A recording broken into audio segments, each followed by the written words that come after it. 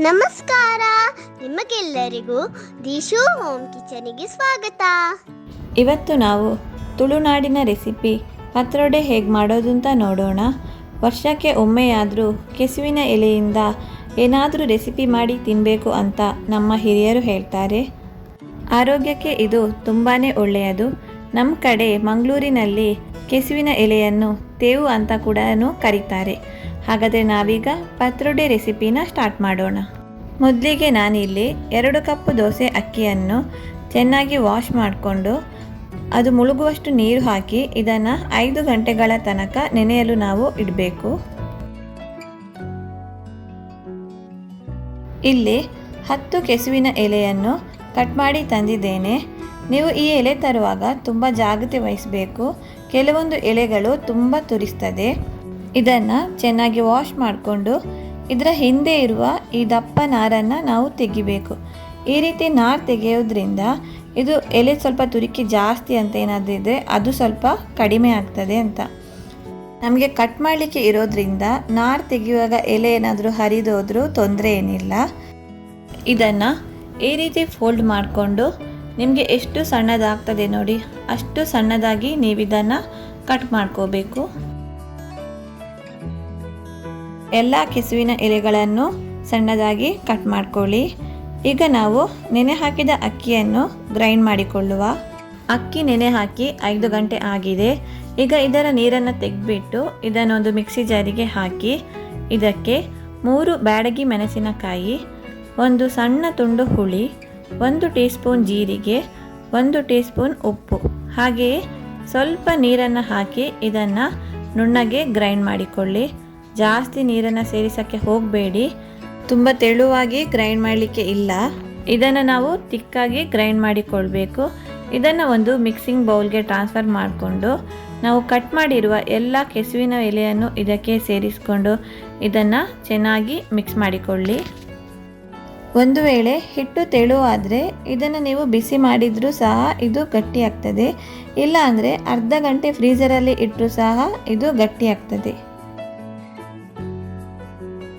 ಹಿಟ್ಟು ಸ್ವಲ್ಪ ತೆಳು ಇದ್ದ ಕಾರಣ ನಾನಿದನ್ನು ಫ್ರೀಝರಲ್ಲಿ ಅರ್ಧ ಗಂಟೆ ಇಟ್ಟು ತಂದಿದ್ದೇನೆ.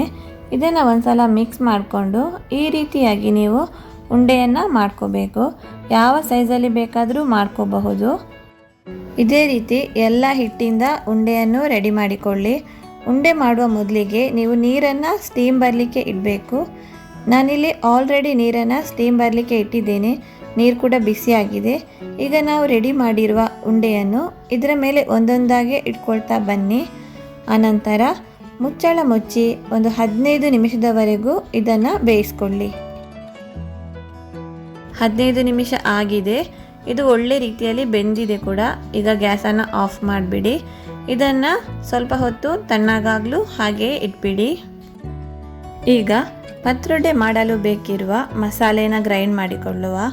ಒಂದು ಬಾಣಲಿನ ಬಿಸಿಗಿಟ್ಟು 1 ಟೇಬಲ್ ಸ್ಪೂನ್ ಕೊತ್ತಂಬರಿ, 1 ಟೀ ಸ್ಪೂನ್ ಜೀರಿಗೆ, 1 ಚಕ್ಕೆ, 2 ಏಲಕ್ಕಿ, 3 ಲವಂಗ, 10 ಬ್ಯಾಡಗಿ ಚಿಲ್ಲಿ, 2 ಗುಂಡು ಮೆಣಸಿನಕಾಯಿ ಹಾಕಿ ಇದನ್ನು ಮೀಡಿಯಂ ಫ್ಲೇಮಿನಲ್ಲಿ 2 ನಿಮಿಷ ಡ್ರೈ ರೋಸ್ಟ್ ಮಾಡ್ಕೊಳ್ಳಿ.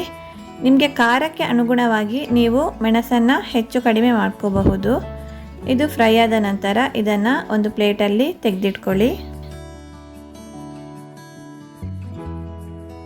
ಅದೇ ಬಾಣಲೆಗೆ 1 ಟೇಬಲ್ ಸ್ಪೂನ್ ಎಣ್ಣೆ, 1 ಸಣ್ಣಗೆ ಕಟ್ ಮಾಡಿರುವ ಈರುಳ್ಳಿಯನ್ನು ಹಾಕಿ ಸ್ವಲ್ಪ ಹೊತ್ತು ಇದನ್ನು ಫ್ರೈ ಮಾಡ್ಕೊಳ್ಳಿ. ಈಗ ಇದಕ್ಕೆ 5 ಬೆಳ್ಳುಳ್ಳಿ ಎಸಳು ಹಾಕಿ ಇದನ್ನು ಕೂಡ ಫ್ರೈ ಮಾಡ್ಕೊಳ್ಳಿ.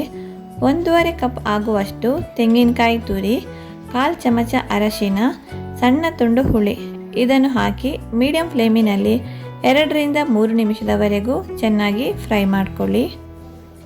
ಮೊದಲಿಗೆ ನಾವು ಫ್ರೈ ಮಾಡಿಟ್ಟಿರುವ ಮಸಾಲೆನ ಇದಕ್ಕೆ ಸೇರಿಸ್ಕೊಂಡು ಚೆನ್ನಾಗಿ ಮಿಕ್ಸ್ ಮಾಡಿಕೊಳ್ಳಿ. ಇದನ್ನು ತಣ್ಣಗಾಗಲು ಬಿಡಿ. ಈಗ ಇದು ತಣ್ಣಗಾಗಿದೆ. ಇದನ್ನು ನಾವು ಸಣ್ಣದಾಗಿ ಕಟ್ ಮಾಡ್ಕೊಳ್ಬೇಕು. ಈ ರೀತಿಯಾಗಿ ಕಟ್ ಮಾಡಿಕೊಂಡ್ರೂ ಆಗುತ್ತೆ. ಇಲ್ಲಾಂದರೆ ನಿಮಗೆ ಯಾವ ಶೇಪು ಬೇಕು ನೋಡಿ ಆ ಶೇಪಲ್ಲಿ ಸಹ ನೀವು ಕಟ್ ಮಾಡ್ಕೋಬಹುದು.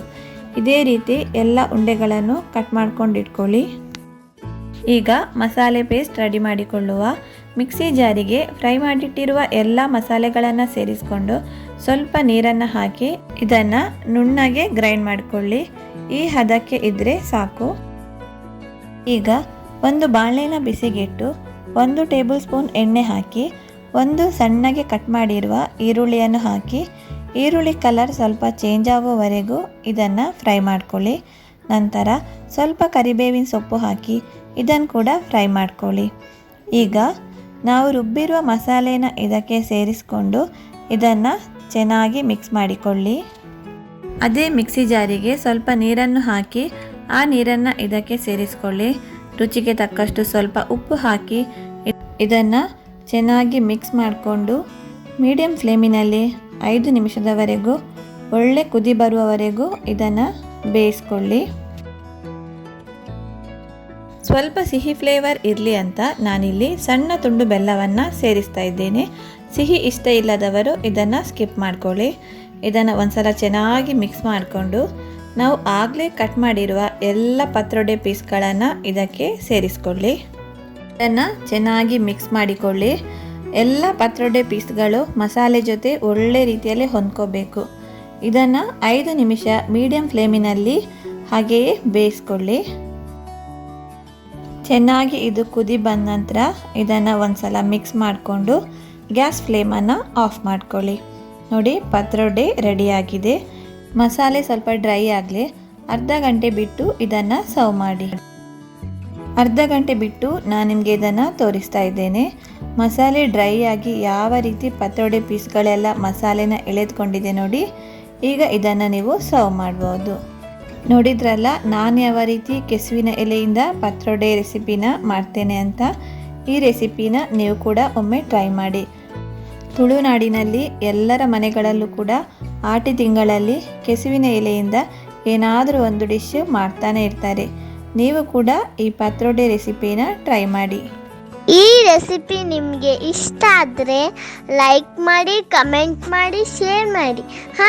ಹಾಗೆ ನಮ್ಮ ಚಾನಲಿಗೆ ಸಬ್ಸ್ಕ್ರೈಬ್ ಮಾಡಿ. Thank you for watching.